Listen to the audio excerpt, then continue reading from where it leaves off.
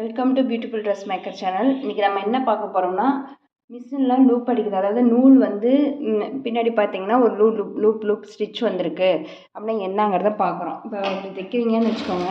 இதில் திருப்பி பார்த்தீங்கன்னா இந்த மாதிரி லூப் அடிச்சிருக்கோம். அது அப்படின்னா என்ன, அது ஏன் வருது, அது எப்படி நம்மளே சரி பண்ணுறது, நம்ம வந்து இதுக்கு ஒரு பர்சனை கூப்பிட்டு பண்ணணுங்கிறதுல இது எப்படி நம்மளே பண்ணுறதுங்கிறத பார்க்குறோம். இது மாதிரி கீழேயும் தையல் வரும், மேலேயும் தையல் வரும். ஃபஸ்ட்டு நம்ம கீழே தையல் வரதுக்கான ரீசன் என்னங்கிறத பார்க்கலாம். ஓகேங்களா? எப்போ ஒரு கீழே அதிகமாக தையல் வருது அப்படின்னா, மேலே இருக்க நூல் லூஸ் அதிகமாக வரும்போது, மேலேருந்து வரக்கூடிய நூல் இது தானேங்க, இதை லூஸ் அதிகமாக வருது, நமக்கு வந்து டென்ஷன் இங்கே தான் இதாக இருக்குது. இந்த டென்ஷன் வந்து கம்மியாக இருந்து இங்கே லூஸ் வரும்போது லூப் அடிக்கும். இங்கே வந்து நமக்கு வந்து கம்மியான ப்ரெஷர் இருக்குது அப்படின்னா இந்த இடம் நூல் என்ன ஆகும், லூஸாக வரும். அப்படி இழுத்து பார்த்திங்கன்னா தெரியும், நமக்கு அப்படியே சல்லுன்னு நமக்கு ஒரு பிடிவானமே இல்லாமல் அந்த நூல் வந்து வரும். அப்போ இங்கே லூஸ் அதிகமாக இருக்குதுன்னு அர்த்தம். ஓகேங்களா? இப்போ அடியில் நூல் அடிக்குது அப்படின்னா இதை மட்டும் டைட் பண்ணுங்கள், வேறு எதுவும் செய்ய வேண்டாம். ஃபஸ்ட்டு வந்து என்ன பண்ணிக்கிங்க, மேலேருந்து வரக்கூடிய இந்த கைடில் த்ரெட் கரெக்டாக வருதா, இங்கே கைடில் வந்து த்ரெட்டு கரெக்டாக வருதா, மேலேருந்து வருதா கரெக்டானு செக் பண்ணிக்கோங்க. ஓகேங்களா?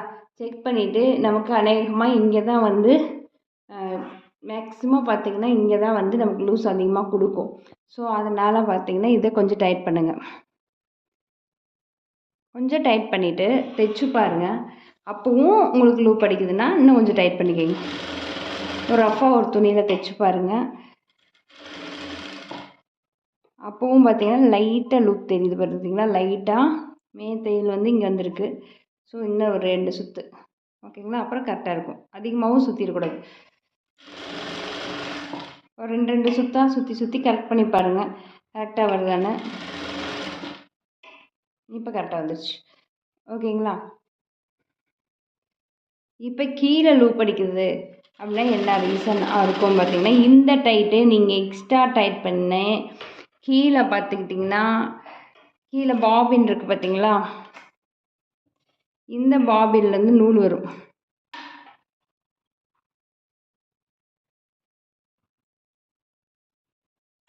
இந்த பாபின் நூல் வந்து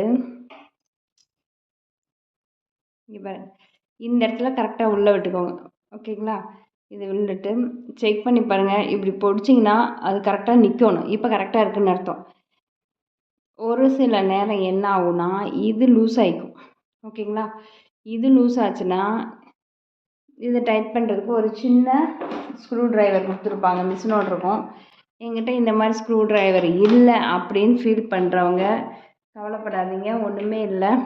உங்கள்கிட்ட இருக்கக்கூடிய இந்த பாம்பின்னே போதும். ஸ்க்ரூ ட்ரைவரில் இதில் டைட் பண்ணணும். ஓகேங்களா? இதை ஃபார்வேர்டில் திருப்பினோம்னா டைட் ஆகும். டைட் பண்ணோம்னா அந்த லூஸாக வந்துட்டு இருக்கிறது நிற்கும். அப்படி லூஸாக வரனால தான் நமக்கு மேலே லூப் அடிக்குதுன்னு அர்த்தம்.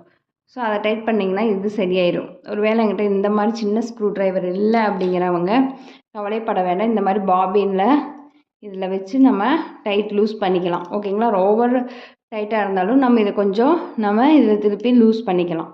இது யூஸ் பண்ணாலும் நமக்கு மேலே லூப் அடிக்காமல் வரும். ஸோ மேல் லூப்னால் இந்த இடத்துல வரக்கூடிய லூப். ஓகேங்களா?